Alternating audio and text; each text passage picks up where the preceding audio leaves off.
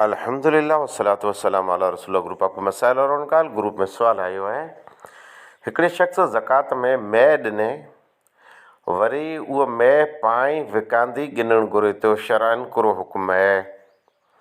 अल्लाह के जज़ाए ख़ैर ॾे, बहितरीन कम आहे ऐं ज़कात ॾियो था, अल्लाह जी राह में ख़र्च करियो था।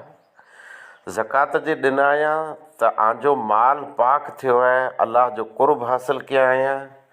अने सामे जंहिंखे ॾिना आहियां ग़रीब मिसकीन, उन जो हक़ उनखे ॾिना आहियां।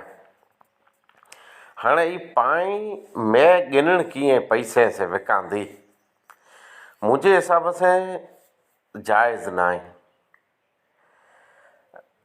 सही बुखारी वगैरह में रवायत मौजूद है। अमीरुल मोमिनीन उमर फारूक रज़ी अल्लाह ताला अन्हो आप सल्लल्लाहु अलैहि वसल्लम जे मुबारक अहद जे अंदरि हिकिड़ो घोड़ो फी सबीलिल्लाह ॾिनो, अने घोड़ो होए ख़ासो।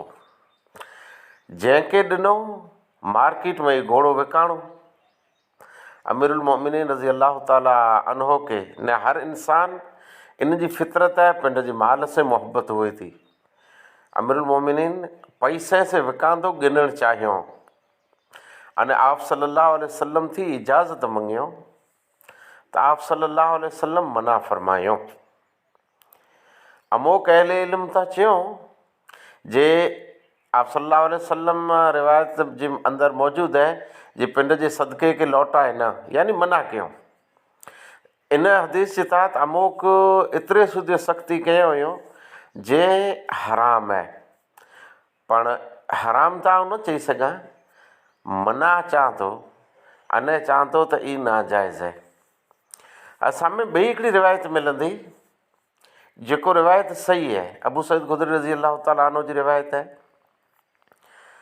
त आप सल्लल्लाहु अलैहि वसल्लम फरमायो, सदको कंहिं पण मालदार के खैण जायज़ ना आहे मगर 5 शख़्सनि खे। उन में हिकिड़ो इन जो पण ज़िक्र आहे, जंहिं विकांदो ॾिनो उहो पाऊं गिने, त इहा हदीस साम्हूं टकराए नथी। मनाई जंहिंमें जे उहो सदको ज़कात, कारण के ज़कात के सदको चई में अचे थो, फ़र्ज़ आहे।